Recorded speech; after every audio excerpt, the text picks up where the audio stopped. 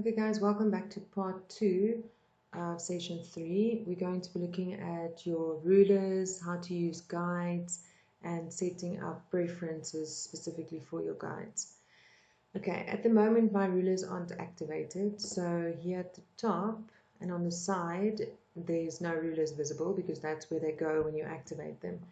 In order to activate your rulers, you go to View here at the top, and you just go all the way down to rulers and you say show rulers.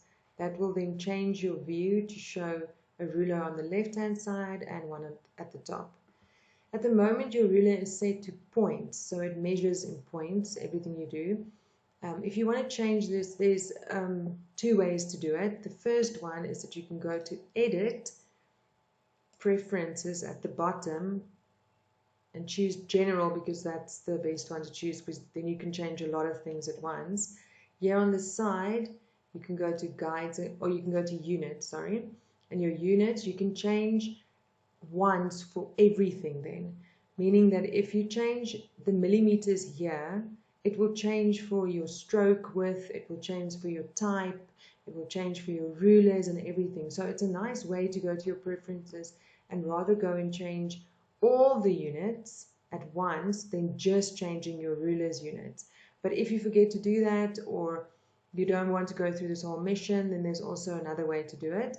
So I'm just going to say cancel and show you the shortcut. So if you realize that you haven't changed your preferences at the start of your document, you can just right click on your ruler and it will give you a little drop down menu. At the moment the tick is right next to points, meaning that we are currently measuring in points, which is an international way of measuring, but we don't use it in South Africa. I change mine to millimeters because I like it to be very accurate, and millimeters is the best option then. I'm just going to zoom in so that you can see how accurate you can measure then. Okay, and move my paper slightly up. Okay, so here you can see that your paper's corners start with 0. 0 at the top and 0 on the left hand side. So that whatever you measure in then starts at 0 and then goes 2, 4, 6, 8, 10, 12 and down as well. Okay, these are so that you can measure your guides out and then place your objects exactly where they're supposed to be. If you want to add a guide, it's really easy. You just click on your ruler and you drag. It makes tiny little dots, which is very difficult to see, but the moment you let go, you have a blue guide. Okay, and then you can add, so I'm just going to move my guide, select it, move it to about 10 over here. So you'll see that when I'm here, my guide is blue. When I hover over it, it tells me I'm on the guide and it turns it to pink or red. It depends on your preferences of your Illustrator and how it's been set up. So that I know that if I click on it now, I'll be able to move it. So I'm going to put it back on 10. So if I'm over here and I try to move, it's not going to move my guide. Okay, I'm going to add another one. I'm going to place this one on 12. Another one on 18, another one on 20. Okay, great. So now I've created all my guides. In my preferences, I've changed my guide color to red because I prefer working with red guides. I'll quickly show you how to do that. You go to Edit, Preferences again, go to General. Over here you'll see that it says Guides and Grids. You can go and change your guide's color. So I've changed mine to red. The basic color is it's this type of color. It's very bright. I don't like that, but that's just a personal preference. You can choose your color. You can go and choose any color here and change your guide to that. So I'm happy with my red. I'm going to leave it like that.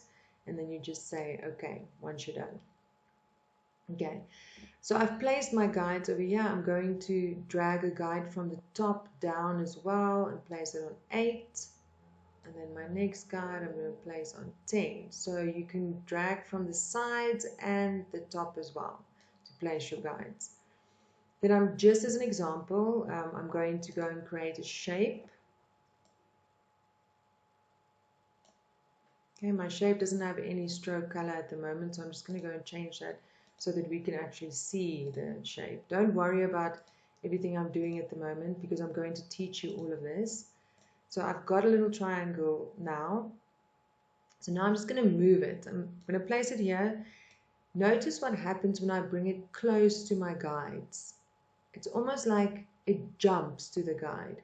And it also gives me, it says things like intersect, or it shows me that I'm on the guide by making the guide pink. So it changes the color. This is because at the moment, if I go to window,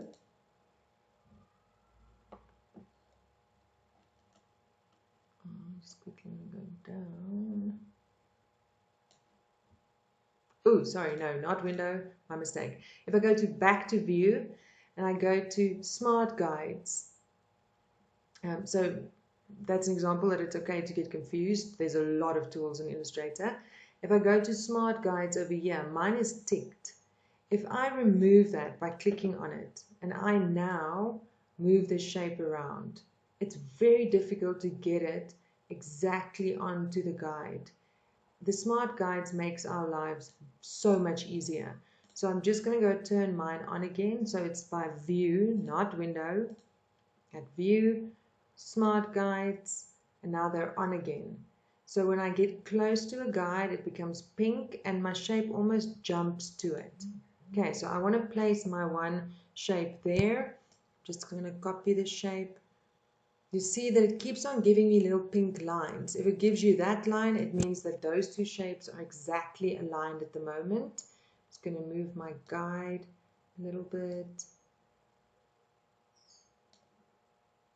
Okay, I'm going to make another shape. I want to place that shape over here. Okay, so with my guides and with my smart guides activated, I know now 100% that all four of these shapes are exactly aligned under each other. My smart guides helped me jump to my guides that I've set up myself.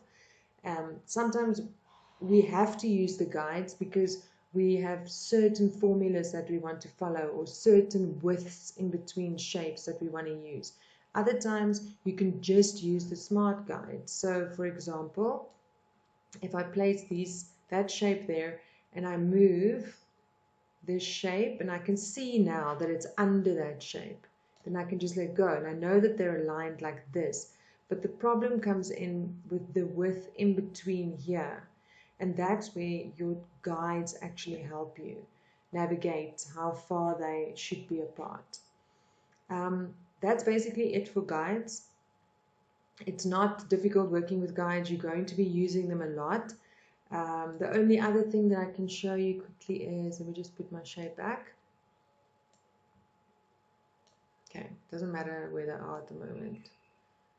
Okay, if you want to not see your guides anymore, so you've now designed and you're happy with what you designed, I'm going to delete these two because they're not aligned.